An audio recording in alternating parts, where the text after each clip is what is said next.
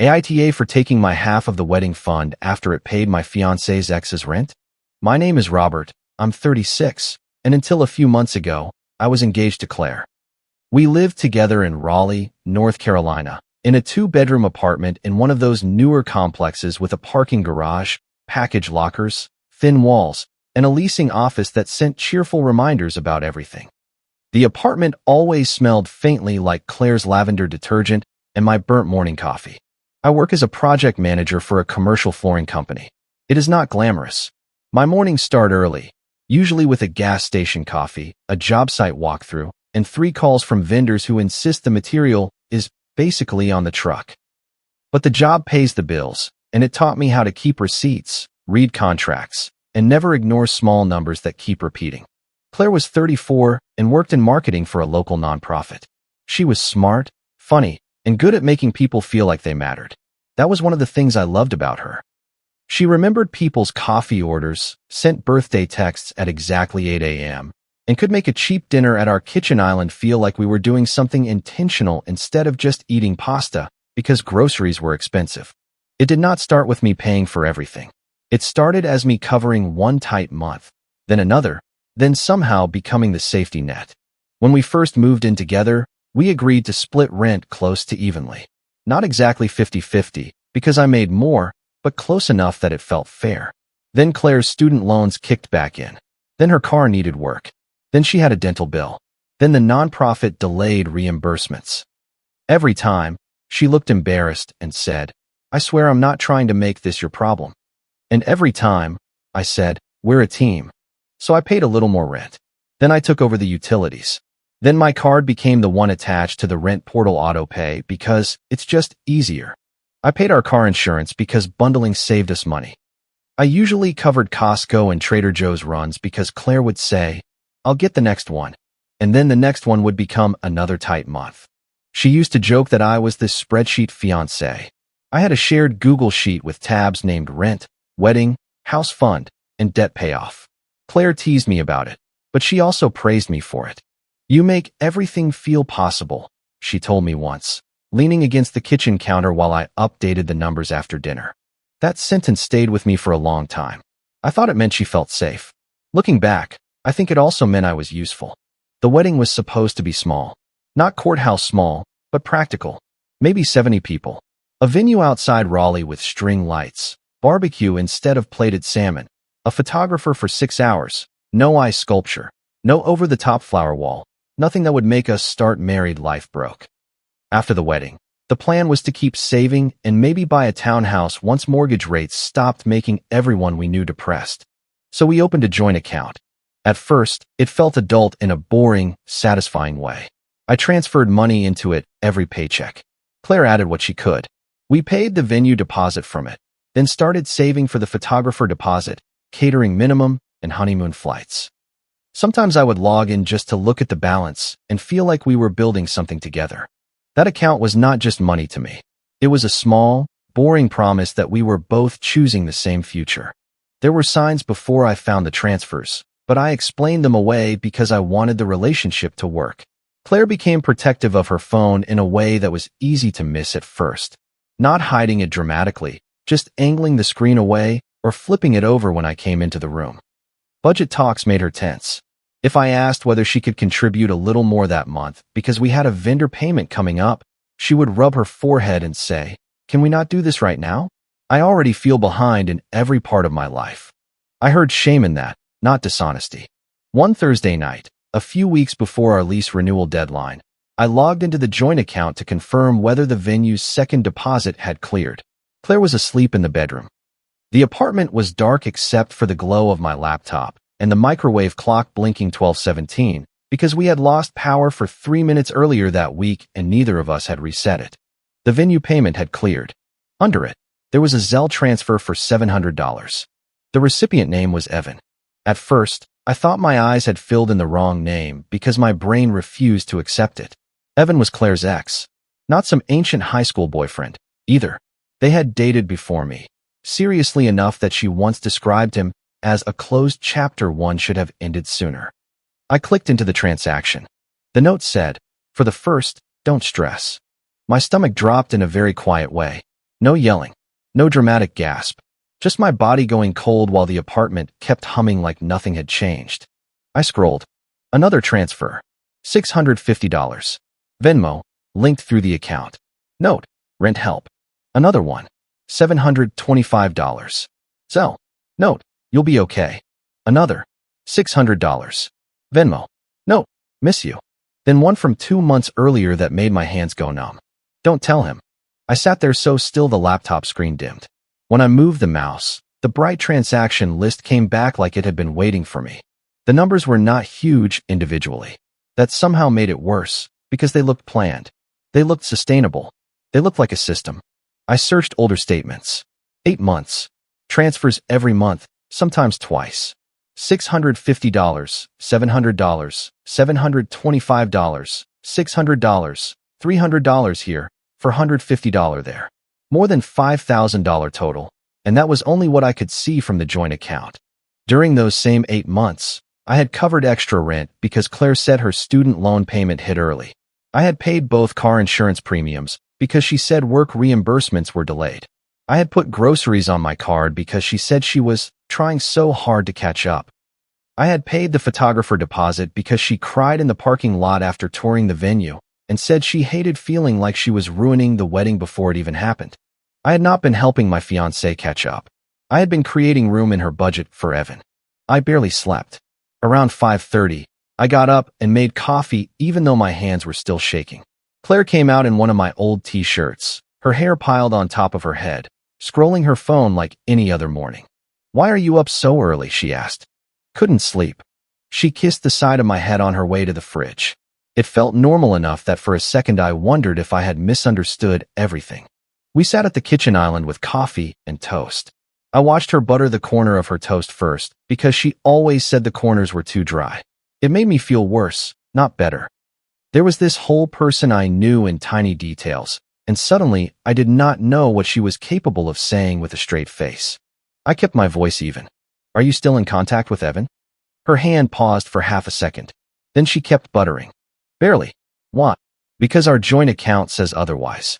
She looked up then, not shocked, more like irritated that something inconvenient had appeared. "What does that mean?"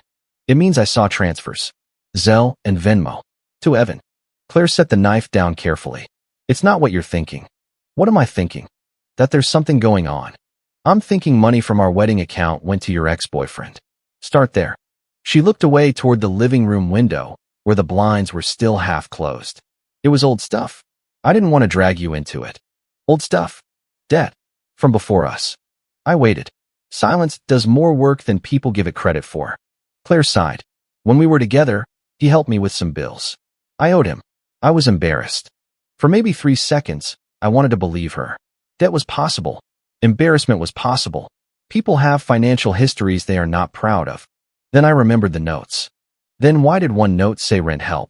Her face changed. Not enough for a stranger to catch, but enough for me. "You went through the notes?" "It's our joint account. That doesn't mean you get to audit everything I do." I almost laughed because the word audit was exactly wrong and exactly revealing. I was checking whether our venue deposit cleared. And then you decided to interrogate me over old transfers? "Claire." I put my coffee down because my hand was not as steady as I wanted it to be. "Was any of the money from our wedding account going to Evan?" "No." I stared at her. She stared back. That was the first moment I understood she was not confused, not panicking, not trying to explain something complicated. She was lying to see whether I had proof. I said, "I have screenshots showing the transfers came directly from the joint account." Her shoulders dropped. "Okay, some of it came from there, but I was going to put it back." "Some of it." He was about to be evicted. "So it wasn't old debt." "It was both." "Both?" "I knew you'd look at it like this. That's why I didn't tell you." "Look at it like what?" "Like I did something shameful when I was trying to help someone." I leaned back. "Don't make this about me being cold. Don't make this about control," she snapped. "You track every dollar like I'm an employee. Do you know how that feels?" That hit the right old bruise. I had worried before that I was too rigid about money. My dad was terrible with it, and I grew up watching late fees and shut-off notices turn into family emergencies. I never wanted to live like that. So yes, I tracked things. I planned. I saved PDFs. I knew when contracts had cancellation clauses. I thought that made me safe to build with. Claire knew that insecurity well enough to press on it. But the joint account was not her private checking. It was not lunch money. It was wedding money, rent money, our future house money. I said, I'm not mad you helped someone. I'm mad you used our future to do it and lied every time I paid the difference. She looked like she wanted to cry, but no tears came yet. I didn't think you'd understand, she said. I nodded once. I don't. I did not yell. I did not call her names. I got up, rinsed my coffee mug, and left for work early. Then I sat in my truck outside a flooring installation site for 20 minutes and called my sister. Marissa is 38 and has the emotional softness of a brick when she thinks someone is taking advantage of me. She answered on the second ring with, "Why are you calling me before 7? Who died?" "No one." "Then why do you sound dead?" I told her the short version. At first, I left out the miss you note because saying it made me feel stupid. She caught that immediately. "Robert," she said. "What else?" So I told her everything. There was a pause. Then she said, "Do not yell. Do not threaten. Do not empty anything you cannot prove is yours. Document first." I already confronted her. "Of course you did. Thanks. I love you, but you are not mysterious. Listen to me now. You can cry later. Right now, you need statements, screenshots, and a plan." I spent lunch in my truck exporting bank statements as PDFs and saving screenshots in a dated folder on my personal cloud drive. I went through the Google Sheet and compared every month. Claire said she was short with the transfer dates to Evan. The pattern was worse in daylight. March 3rd, I paid her half of utilities because she said her loan servicer drafted too much. March 5th, $700 to Evan. Note, for the first. April 11th, I covered Costco and the car insurance payment. April 12th, $650 to Evan. Note, rent help. May 1st, I transferred extra into the wedding account to keep us on track. May 2nd, $725 to Evan. Note, don't stress. The spreadsheet I once treated like a sign of responsibility became a map of how gullible I had been. That afternoon, I texted Evan. I stared at the message for a long time before sending it. "This is Robert, Claire's fiancé. I need to understand the transfers from our joint account to you." He called within minutes. I almost did not answer. I expected swagger, excuses, maybe some guy trying to tell me their connection was none of my business. Instead, his voice sounded confused and defensive in a way that did not feel rehearsed. "Who is this?" he asked. "Robert, Claire's fiancé." There was a sharp silence. "Fiancé?" "Yes." She told me she wasn't seeing anyone serious. I gripped the steering wheel so hard my fingers hurt. "We have lived together almost 4 years." "What?" "We're engaged. We have a wedding venue booked." He muttered in frustration. Not at me exactly. More like the floor had dropped under him too. He said, "She told me she had her own place. She lives with me. She said she was doing well. Like stable. She said she wanted to help because things were rough for me, and she still cared." I closed my eyes. He kept going, slower now. "I thought it was from her personal account. I wouldn't have taken money from your wedding account." I believed him, and I hated that I believed him because it meant the story was even uglier than I thought. "What did she tell you don't tell him meant?" I asked. Another silence. She said her brother was judgmental, that he gave her a hard time about helping me. I laughed once. It came out wrong. Evan said, "Man, I swear I didn't know." She told me she was single. She said she was just trying to be there for me. That was the twist that made everything settle into place. Claire had not just hidden Evan from me. She had hidden me from Evan. She maintained 2 different versions of herself. To me, she was the overwhelmed fiancé trying to catch up, drowning in student loans, grateful for my steadiness. To Evan, she was independent, generous, single, still emotionally available, and financially secure enough to rescue him. I realized I had been hidden from the man I was unknowingly helping. Evan and I did not become friends. This was not a movie, but by the end of the call, he sounded genuinely embarrassed. "I'm not taking anything else from her," he said. "I need to figure my own stuff out. But I'm sorry. I didn't know there was a you." There was a you. That sentence stayed with me longer than it should have. That night, Claire acted careful around me. She made chicken tacos and asked if I wanted the last of the salsa. Her phone stayed face down beside her plate. Every few minutes, she looked at me like she was waiting to see which version of me had come home. I gave her almost nothing. "Work was long," I said. Are we going to talk? She asked. Not tonight. That's not fair. I looked at her then. Neither is finding out your wedding fund has a side door. She flinched, but she did not argue. After she went to bed, I emailed Nolan. Nolan is a friend from college who became an attorney. He is not the kind of guy who tells you what you want to hear. He is the kind of guy who replies to a personal crisis with, "Call me tomorrow at 8:15. Bring documents." So I did. I told him what happened and sent the statements, the transfer screenshots, the lease, the vendor contracts, and the spreadsheet. He was quiet for a while. Finally, he said, "First, I am not formally your lawyer unless we make that arrangement." Understood. Second, do not drain a joint account recklessly because you are hurt. That can turn into a fight you don't want. I'm not trying to steal from her. I know. I'm telling you how not to look like you are. He walked me through what was practical. Open a new personal checking account at a different bank. Redirect my paycheck. Stop non-essential auto payments connected to the joint account. Leave enough money to avoid overdrafts and immediate rent issues. Transfer only the amount I could clearly document as my contributions, especially money I had deposited specifically for wedding expenses that had not yet been spent. Take what you can prove is yours, Nolan said. Leave a paper trail. Do not turn betrayal into a lawsuit you can lose. What about the lease? When does it renew? End of next month. They sent the renewal email this week. Then notify them you are not renewing if that's what you want. Do it in writing. Follow the lease terms. What about wedding deposits? Whose name is on the contracts? Mine on the photographer. Both on the venue, but my card paid.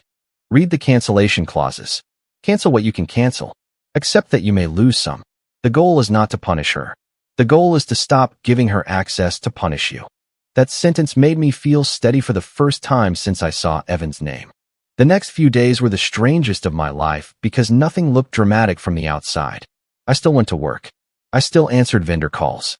I still took the trash out when it smelled like old onions. Claire still watched reality TV on the couch and asked whether we needed paper towels. But underneath, I was quietly leaving. I opened a new checking account during my lunch break. I redirected my paycheck. I changed passwords to my personal accounts. I removed my card from non-essential shared subscriptions.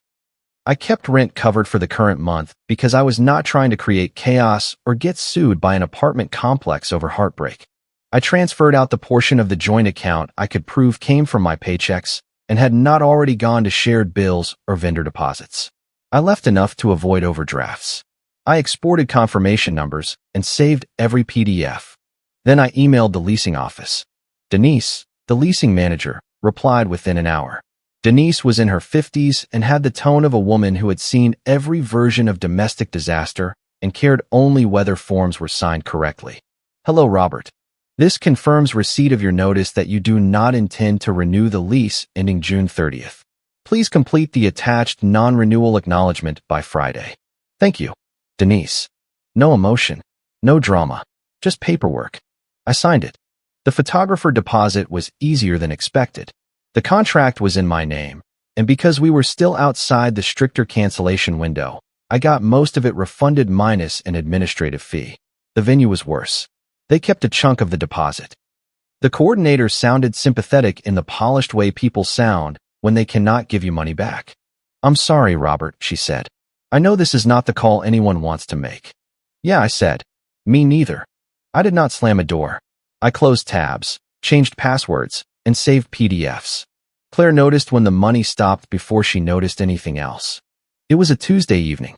I remember because I had brought home rotisserie chicken and a bagged salad from the grocery store, the kind of dinner we ate when neither of us had the energy to pretend we were cooking. Claire was at the kitchen island, phone in one hand, fork in the other. Her phone buzzed, then buzzed again, then again. I watched her face change. First annoyance, then confusion, then panic she tried to cover by taking a sip of water. Everything okay? I asked. She looked up slowly. What did you do? I put my fork down. About what? Don't do that. I'm not doing anything. Evan just texted me. There it was. He says you contacted him. And now he's panicking, and he's asking why the rent money didn't come. I let that sit between us. Claire's voice got sharper. Robert, what did you do? I stopped paying for a relationship I was not in. She stood up so fast the bar stool scraped against the floor. Are you serious? Yes. You embarrassed me. No. I found out who I was funding. Her eyes filled then, but I could not tell if the tears were about remorse or exposure. You had no right to call him, she said. I had every right to ask where our money went. It wasn't like that. I got up, walked to the hall closet, and pulled out the folder I had put together. Not because I wanted a courtroom moment, because I knew if I relied on memory, she would drag me into emotion, and emotion was where she worked best. I set the folder on the kitchen island.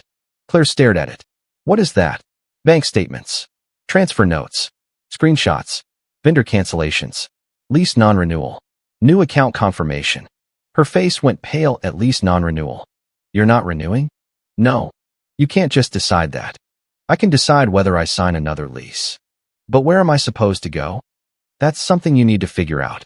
She looked at me like I had become someone cruel in the time between breakfast and dinner. After 4 years, that's it? I opened the folder and slid the first page toward her. March 5th, $700 to Evan. 2 days after I covered your utilities because you said your loan payment hit early. Robert, she started. April 12th, I interrupted. $650 to Evan.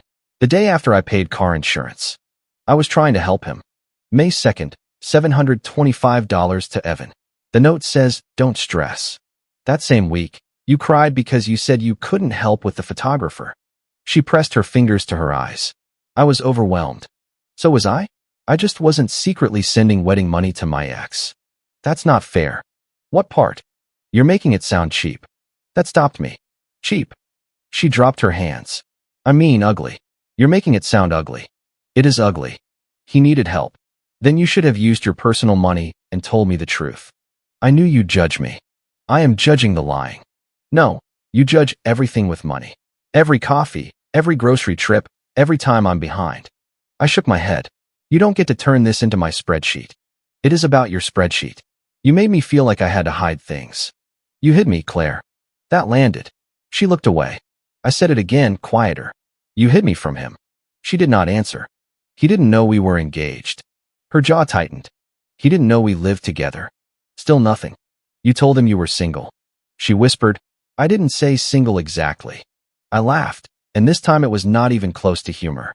What did you say exactly? I said I wasn't married. I stared at her. She rushed on. And I said things were complicated. It's not the same as saying I was single. We had a wedding venue booked. I know. We had a guest list.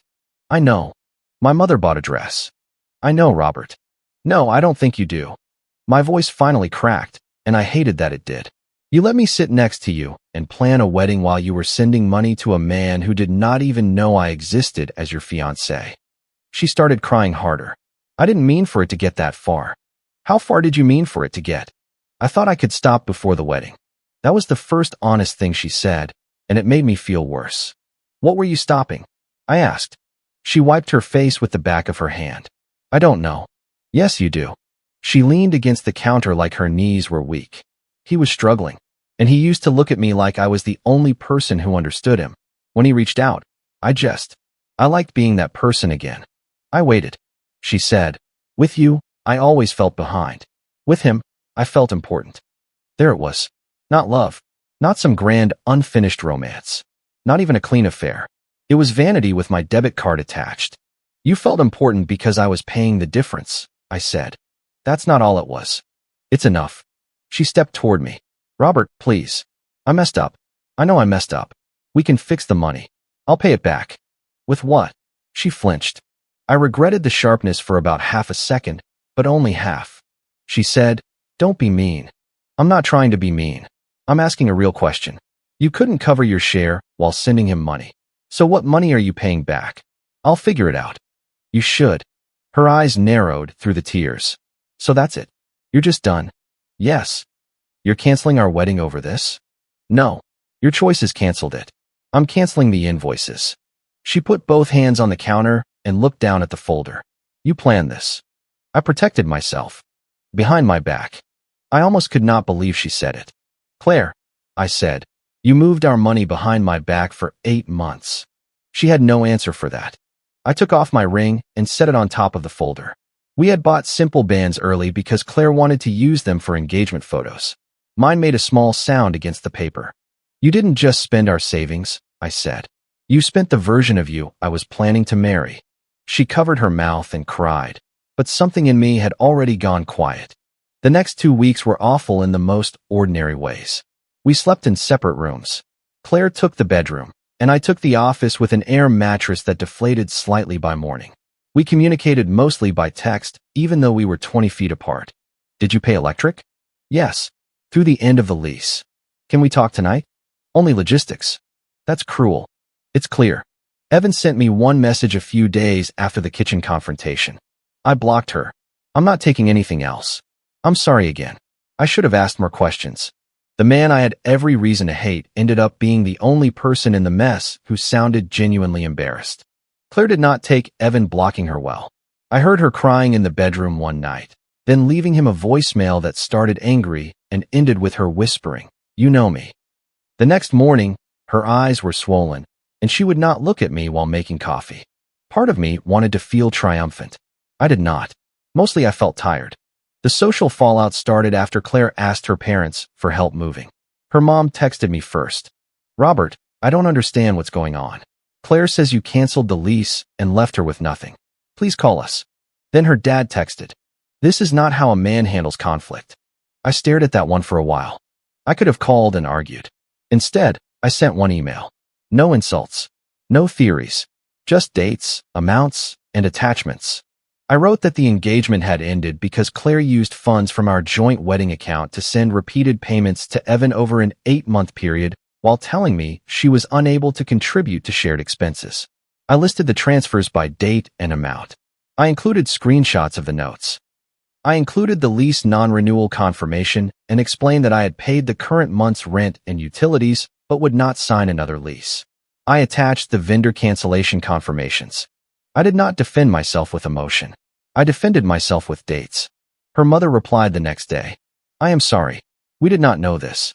Her father did not reply at all. Claire was furious. "You sent my parents screenshots?" she said, standing in the hallway with her phone in her hand.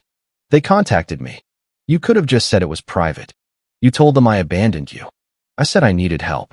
"You said enough that your dad texted me about how a man handles conflict." Her mouth tightened. I said, "I'm not letting you make me the bad guy so you don't have to explain the truth." After that, she stopped trying to talk me into repairing things and started focusing on survival. Boxes appeared. Her sister came by one Saturday and avoided eye contact with me while carrying a lamp to her car. Claire sold a few things online. She picked up extra freelance work. She complained loudly on the phone once that she could not afford a one-bedroom in Raleigh by herself and might have to move farther out. I did not comment. The venue kept part of the deposit. The photographer refund came back to my new account. The joint account was closed after the last shared bills cleared. Denise from the leasing office did a final walkthrough and charged us for one set of blinds that had been bent since the second year we lived there. It was so mundane I almost laughed.